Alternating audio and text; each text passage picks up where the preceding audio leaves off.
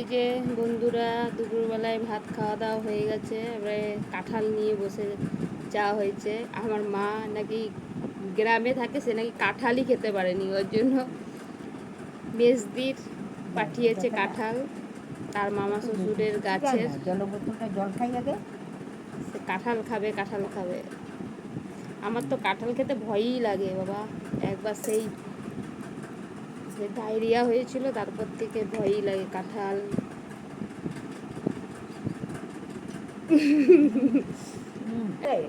এই যে কাঁঠাল খেতে বসছে,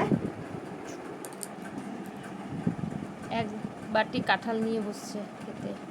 আগে এগুলো বার করে নাও, ওই বীজগুলো, তারপরে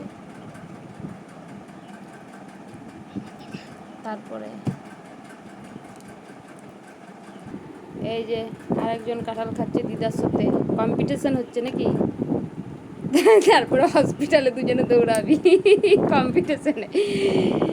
দিদা নাতনি, এই যে নাতনি আর এই যে দিদা, কাঁঠাল কম্পিটিশন হচ্ছে। এই যে মা বেশি খেয়েও না, বয়স হয়ে গেছে কিন্তু।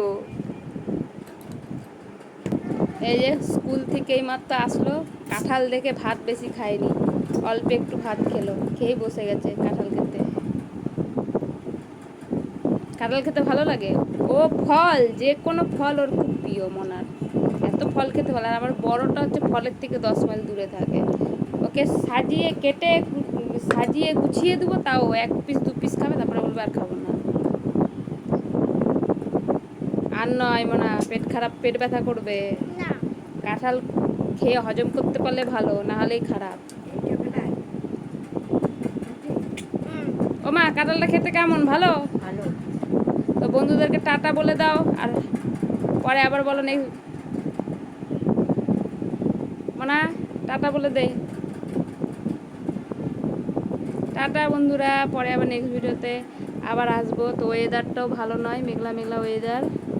তো এখনকার মতন টাটা, সকলে সুস্থ থেকো, ভালো থেকো।